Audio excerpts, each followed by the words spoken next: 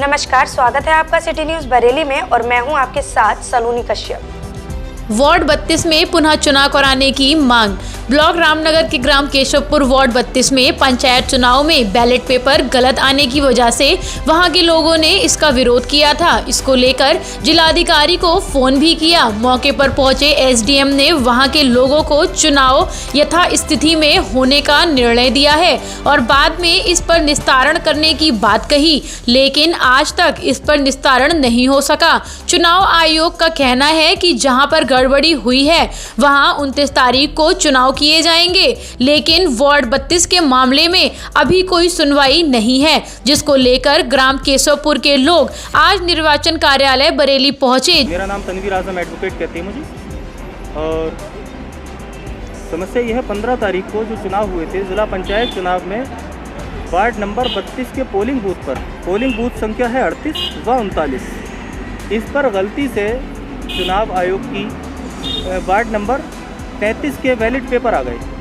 जिसमें कि अधिकारियों को जो है वो सूचित किया गया। वहाँ मौके पर तो कोई भी अधिकारी था नहीं। डीएम साहब को फ़ोन करने के बाद में एसडीएम वहाँ पहुँची। उन्होंने ये कहा कि चुनाव चलने दीजिएगा, अगर आपका घपला हुआ है तो हम आपका पुनः मतदान करा देंगे।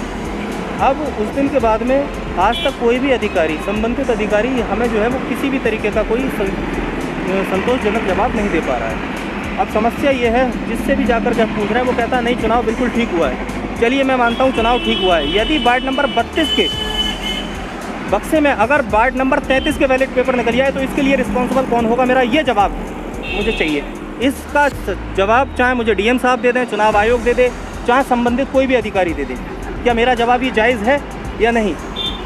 लेकिन मैं अपने इस जवाब को लेकर के 15 तारीख से घूम रहा हूँ। 19 तारीख में मैंने सारे संबंधित कार्यालय में अपनी एप्लीकेशन लगा दी है, अपना शिकायती पत्र भेज दिया है, लेकिन अभी तक कोई भी संबंधित अधिकारी मेरे जवाब को नहीं दे पा रहा है। आज लगा भी अधिकारी क्या कहा? कोई भी अधिकारी अपने कार्यालय में मौजूद नहीं है। और आज आखिरी दिन है, 29 तारीख को चुनाव आयोग ने दोबारा से मतदान की घोषणा की है, जहाँ जहाँ भी उन्हें कराने हैं। आज 27 तारीख है, 27 अप्रैल। अब यदि कंट्रोल रूम में पता ये चला, यदि आज अगर रिपोर्ट अलग के आ जाती हैं अधिकारियों की, तब तो हम आज ओके कर देंगे, 29 में आपका चुनाव हो जाएगा। अधिकारीगण कहते हैं, अभी मैंने एसडीएम साहिबा को फ़ोन किया, एसडीएम साहिबा कहती हैं कि वकील साहब कोई भी चुनाव प्रभावित नहीं हुआ है। चलिए मैं आपकी बात मान लेता हूँ, यदि उसमें वार्ड नंबर 32 में के बक्से में दोनों पोलिंग बूथ पर 38 व 39 में यदि 33 के बैलेट पेपर निकले तो उसके लिए रिस्पॉन्सिबल कौन होगा? मुझे इस चीज़ का जवाब चाहिए। जिला एटा के गांव कसूर का रहने वाला 47 वर्षीय वीरपाल पुत्र नाथूराम 1995 बैच का सिपाही है। बरेली के थाना सिरौली में हेड कांस्टेबल के पद पर तैनात है। कल पीलीभीत चुनावी ड्यूटी कर वापस लौट रहा था। नवाबगंज के पास अचानक से जंगली जानवर आने से अनियंत्रित फिसल गई, जिससे वह गंभीर रूप से घायल हो गया। साथियों की मदद से एक जिला अस्पताल में उपचार कराया गया है। नाम तो वीरपाल है ना आपका? हाँ, बिल्कुल। अच्छा, बाइक से थे आप? हाँ, बाइक से। कहाँ टक्कर हुई थी? नवाबगंज से पहले किस समय की घटना है सर ये? 8 से 9 की।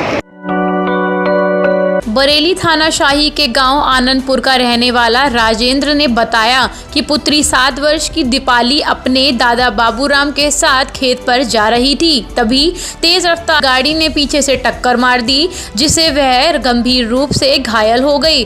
परिवार के लोगों ने बरेली के निजी अस्पताल में भर्ती कराया, जहां इलाज के दौरान उसकी मौत हो गई। शाही क्या घटना हुई थी आपके साथ? एक्सीडेंट हुआ था। किसका एक्सीडेंट हुआ था? मेरी लड़की का। कितनी बड़ी लड़की थी, क्या करती थी? 7 वर्ष की। क्या नाम था? दीपांशी। कहाँ जा रही थी वो?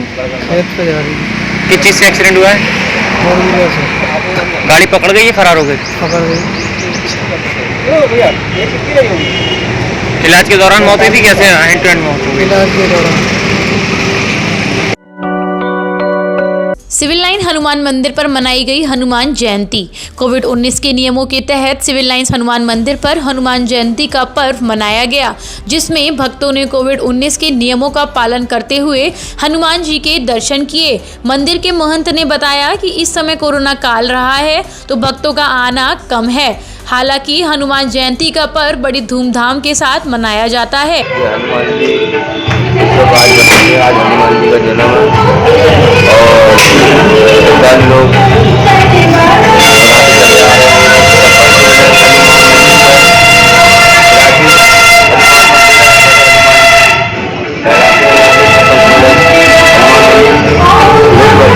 मनोकामनाएं पूरी होती है।